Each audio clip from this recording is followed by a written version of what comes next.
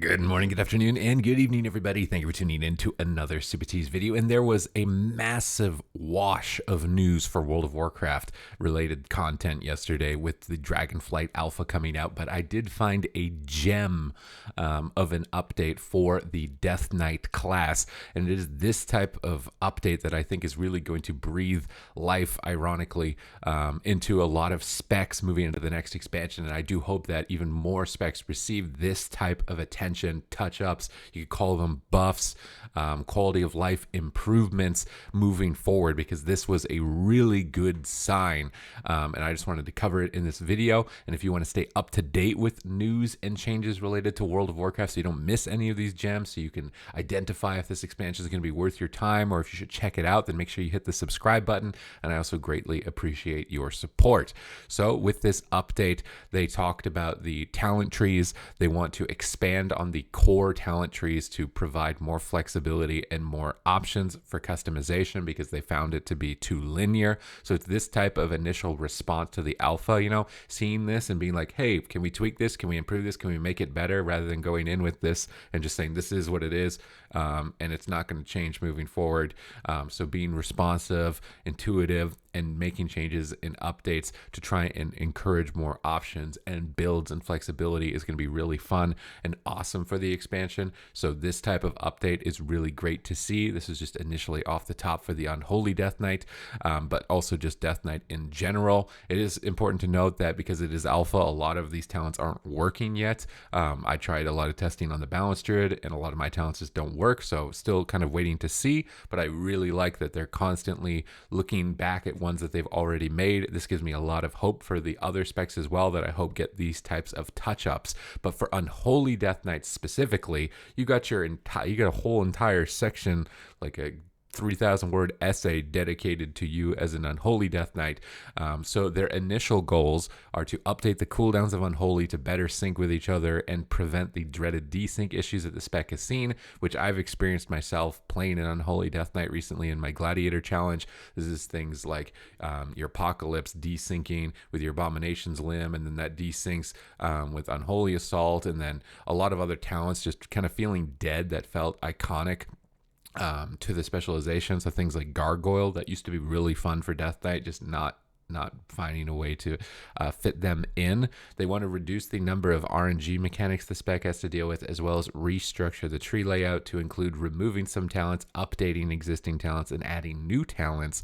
We'll mention some of these changes below, but this will not be a comprehensive of all changes coming. So there's going to be even more. There's a lot of stuff that you got to stay up to date with, but these types of quality of life improvements, looking at what's going on with these specs, could we make them better? Could we return some former glory to these specs that wasn't there, is the type of stuff that's really going to make Dragonflight soar as an expansion. So some of the changes that are going to be coming through is the Deadly Coil is going to reduce the runic power cost of Death Coil by 5 to 10. This talent will be removed as a talent and wrapped into Death Coil baseline. So taking effects, just wrapping them in baseline to smooth out the rotation, things that need to just be core to the class, rather than giving you a car with 3 wheels and then you got a talent for the 4th wheel, just giving you the 4th wheel and then gearing yourself up. So it's this type of stuff that you'll see a lot of other content creators like Asmongold talking about, why aren't you just giving us the whole thing? This type of stuff is doing that basically. So this is a really good direction, a really good sign.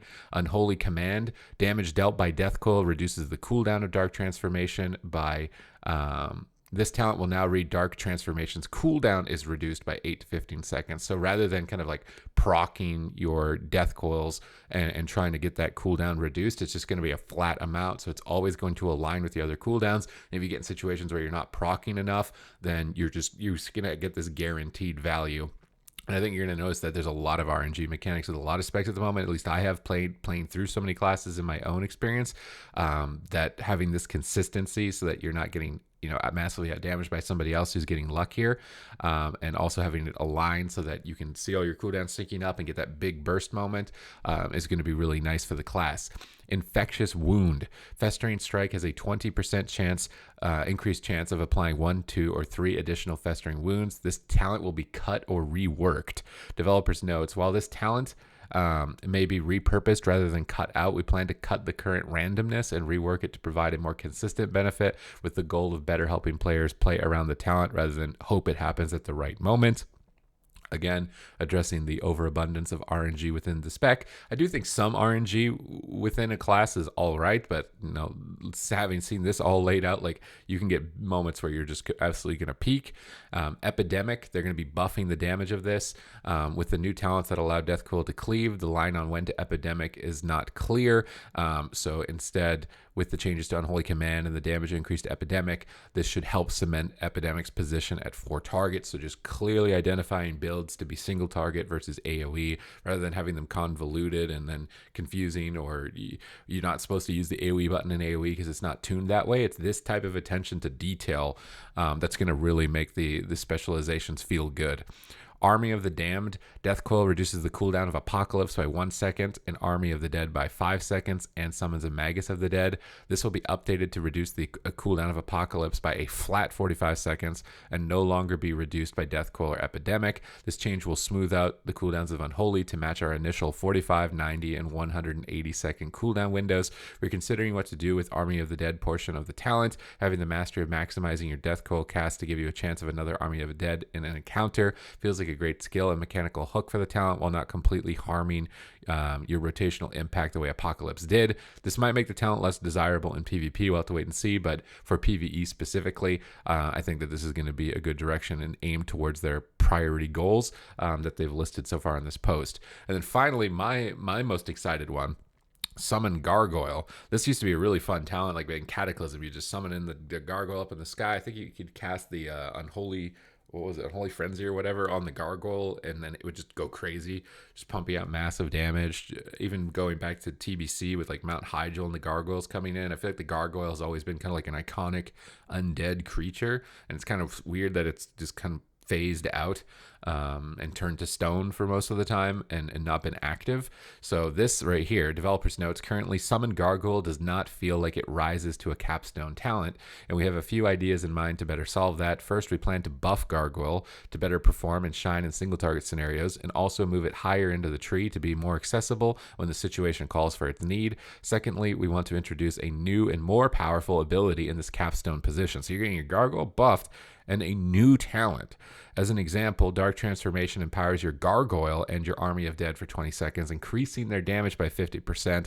A talent such as this does a better job of capping a build that heavily focuses on Dark Transformation and your pets. Again, I really like that. Building the talents in a way that there's identifiable builds towards a fantasy of the class, whether it be like a damage over time build or a pet build or a burst build or single target build, and having those be clear so that you can be like, oh, I'm going to be the pet build or a Gargoyle Deathknight, and have that specifically tailored out to whatever you want to build given the situation or given whatever fantasy you want to achieve with it. I think is really good. I really liked that one right here. I hope that this type of stuff continues for the other classes, because this is really great.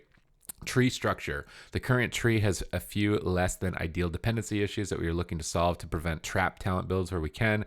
The tree could also be a little more connected to allow for a bit more flexibility as you spec out your Unholy DK. As an example, Clawing Shadow's current positioning feels like it's a bit too restrictive at the moment. Thank you all for the ongoing feedback. It's greatly appreciated, and we look forward to more as we iterate throughout the testing period. So really good update. This was a gem. We've got some leaks as well towards class talents, and I'm a little bit hesitant to make official YouTube video here based on leaks. I would rather wait until those talents are solidified 100% in an official post and abilities. But what I had seen for things like Shaman was absolutely bonkers crazy. So if you want to see that type of content, again, make sure you hit the subscribe button, because it's just going to let you know when these videos go live. You're never going to miss a beat. You're going to be ahead of the competition, and I'm pretty excited for Dragonflight, because I was honestly going in with some low expectations. I didn't know what to expect with the new class. Is it going to be kind of cringy? What's it going to do? Is it going to function? Is it going to be a demon hunter with no buttons? But I was pleasantly surprised overall, and type posts like this are very redeeming towards the direction of the game. And this is what the game needs, like the core classes going in, tuning up what's going on with them, and solidifying their identities and making them fun and competitive. So I'm very excited, because this is literally like the first day of the alpha, and we're getting this type of stuff. So hope it continues, and we will make sure that it does here by uploading our content for you to make sure that you can see it. So other than that, thank you very much for watching the video, and I will catch you in the next one.